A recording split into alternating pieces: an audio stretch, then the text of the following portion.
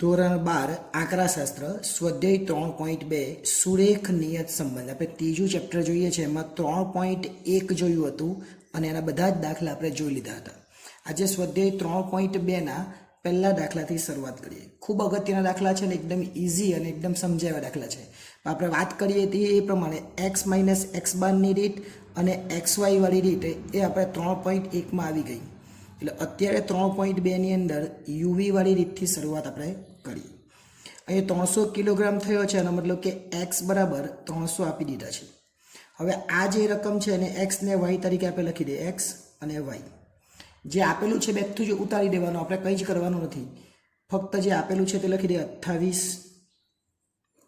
35 25 24 20 25 અને 20 આટલું આપેલું છે એ જ રીતના બાજુમાં y આપેલો છે એ પર લખી દે 128 140 115 120 105 122 અને 100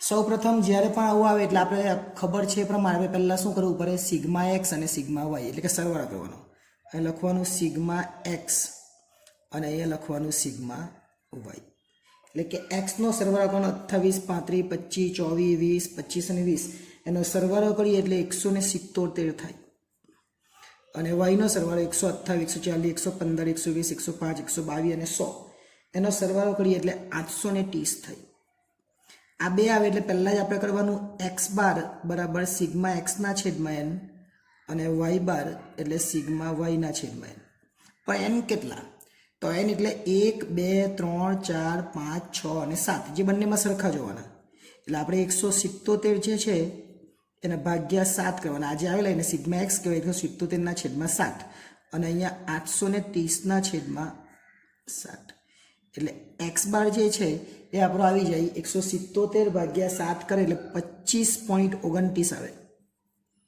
પરંતુ પોઈન્ટમાં આવે આપણે ત્યારે શું કરવું પડે ત્યારે આપણે યુવી કરવું પડે 830ના છેદમાં 7 એટલે જવાબ આવે 118.57 જો પોઈન્ટમાં નહીં આવે તો આપણે શું કરવું પડે x - x બાર અને y - y બાર અહીંયા પોઈન્ટમાં આવ્યું એટલે xy કરવું પડે પરંતુ આંકડા મોટા છે એટલે આપણે યુવી કરવું પડે અને યુવી માટે આપણે ધારવું પડે તો અહીંયા આપણે આવી ગઈ છે આપણી એપ્લિકેશન SS એજ્યુકેશન આ એપ્લિકેશનને ઇન્સ્ટોલ કરો હવે થશે એકાઉન્ટ અને સ્ટેટનો દર દૂર મળશે સંપૂર્ણ પાયાથી શિક્ષણ બધા જ પ્રશ્નો બધા જ સ્વાધ્યાય અને બોર્ડમાં પૂછાયેલા દાખલાનો સમાવેશ વધુ માહિતી માટે SS એજ્યુકેશન એપ્લિકેશનને વિઝિટ કરી શકો છો ધારીએ e અને નજીકનો આંકડો ધારી લેવાનો એટલે a બરાબર 25 ધારી લઈએ અને આમાં રાઉન્ડ ફિગર લઈ લઈએ b બરાબર 120 એટલે બે ધારી લીધું એ જ આપણે ઉપર લખી દેવાનું અહીંયા a બરાબર લખી દેવાનું 25 અને અહીંયા b બરાબર લખી દેવાનું 120 આ લખાઈ જાય પછી આપણે શું કરવાનું x - x બાર કરતા એની જગ્યાએ u લખવાનું અને u બરાબર x - a લખવાનો x બાર કરતા એની જગ્યાએ a લખવાનો અને v બરાબર y - b કરવાનો એટલે x - a અને y - b તો x છે અને a પણ છે x 28 a 25 એટલે 28 માંથી 25 જાય તો કેટલા વધે 3 35 માંથી 25 જાય તો કેટલા વધે 10 25 માંથી 25 જાય તો 0 24 માંથી 25 જાય તો -1 20 માંથી 25 જાય તો -5 25 માંથી 25 જાય તો 0 અને 20 માંથી 25 જાય તો ફરીથી -5 ઓછા ઓછાનો સરવાળો કરવાનો વત્તા વત્તાનો સરવાળો કરવાનો એટલે આ 5 ને આ 5 ને આ 1 એટલે 11 ને આ 10 ને 3 13 એટલે વત્તા 13 અને ઓછા કેટલા છે 11 એટલે 13 માંથી 11 જાય તો આપણને જે u મળવાનો સિગ્મા એ કેટલા મળે 2 એ જ રીતના હવે v શોધી કાઢીએ એટલે y - b b 120 છે એટલે 128 માંથી 120 જાય તો 8 140 માંથી 120 જાય તો 20 115 માંથી 120 નહીં જાય એટલે -5 120 એટલે 0 જ આવવાનો 105 માંથી 120 નહીં જાય એટલે -15 122 માંથી 120 એટલે 2 અને 100 માંથી 120 નહીં જાય એટલે -20 હવે માઇનસ માઇનસનો સરવાળો અને પ્લસ પ્લસનો સરવાળો. તો પ્લસ જોઈએ 20 ને 8 28 ને 2 30 એટલે પ્લસ કેટલા છે 30 અને માઇનસ કેટલા છે એ જોઈ લે. 5 ને 15 20 અને 20 એટલે 40 છે એટલે માઇનસ 40 છે. તો વધે કેટલા 10 પણ 10 કેવા માઇનસ એટલે 2 પ્લસ આવ્યા ને 10 માઇનસ આવ્યા એટલે સિગ્મા યુ અને સિગ્મા વી મળી ગયો.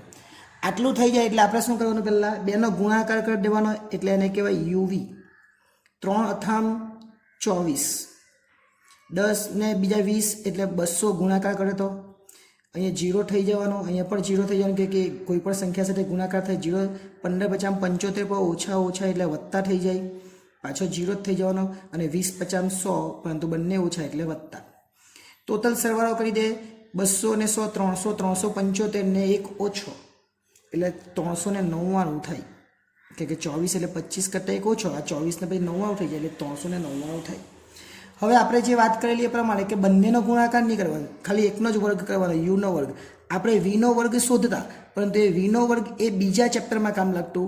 અત્યારે આપણે વીનો વર્ગ કરવાનો નથી. જેમ કે આપણે પહેલી રીત શોધ્યા તેમાં વાય માઇનસ વાય બારનો વર્ગ નહીં કરેલો અને આપણે એમાં વાયનો વર્ગ બી નહીં કરેલો એટલે આ વસ્તુ આપણે કરવાની નથી, એ બીજા ચેપ્ટરમાં આવે. અત્યારે ખાલી યુ સ્ક્વેર સુધી જ આપણે કરવાનું છે.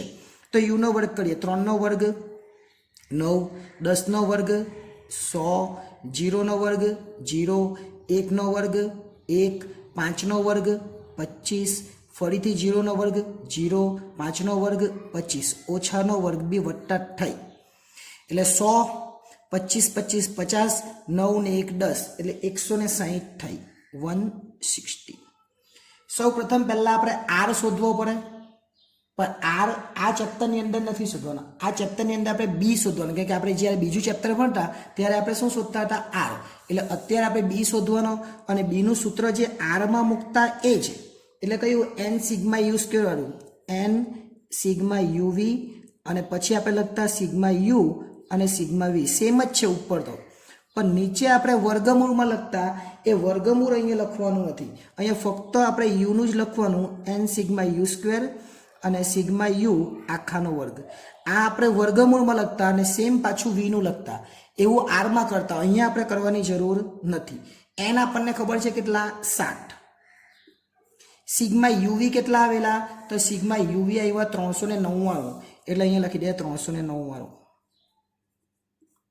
સિગ્મા યુ કેટલો આવેલો તો સિગ્મા યુ અહીંયા આવેલો 2 અને સિગ્મા વી આવેલો 10. જોઈએ સિગ્મા યુ 2 અને સિગ્મા વી -10 એટલે અહીંયા લખવાના 2 અહીં લખવાના -10 અને છેદમાં એન કેટલા તો 7 યુ સ્ક્વેર એટલે છેલ્લી આપી જે લાઈન છે આ યુ સ્ક્વેર 160 છે એટલે અહીંયા લખી દે 160 અને યુનો વર્ગ એટલે યુ એટલે 2 છે તો 2નો વર્ગ આપણે લખી દેવાનો. 2નો વર્ગ એટલે કેટલા થાય 2નો વર્ગ એટલે 4 થાય આપણે 2નો વર્ગ લખી દે. ચલો 399 ગુણ્યા 7 કરવાના. 399 ગુણ્યા 7 કરીએ એટલે આપણને જવાબ મળશે 399 ગુણ્યા 7 એટલે 2793 અથવા 2793. 10નો ગુણાકાર 2 સાથે પરંતુ ઓછા 20 જ થવાના એટલે 1 ઓછા છે એટલે નીચે 160નો ગુણાકાર 7 સાથે એટલે 1120 અને ઓછા 2નો વર્ગ એટલે 4. આટલું આવે પછી 2793 અને ઉપર વત્તા 20 થઈ જાય કે ઓછા ઓછા વત્તા અને 1120 માંથી 4 જાય તો 1116 વધે.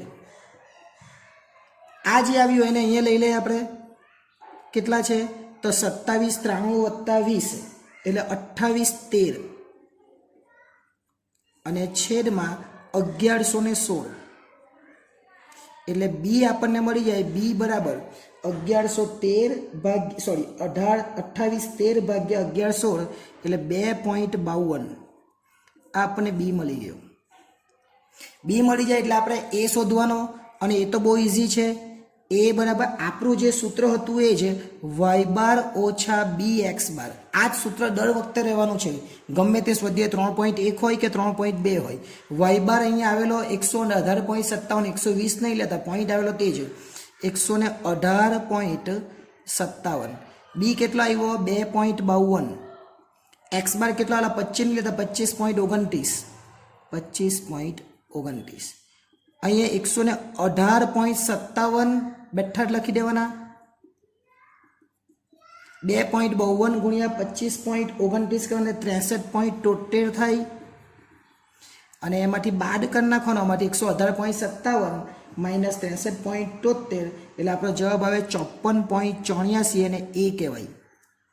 54.84 એને શું કહેવાય? એ.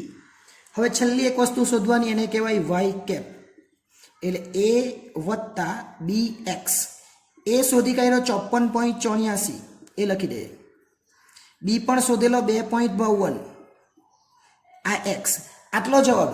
પણ ઉપર આપણને આપેલું છે એક્સ બરાબર કેટલા લેવાના? 300, એટલે 300 લેવાના. બાકી આ જ જવાબ આપણો કહેવાય.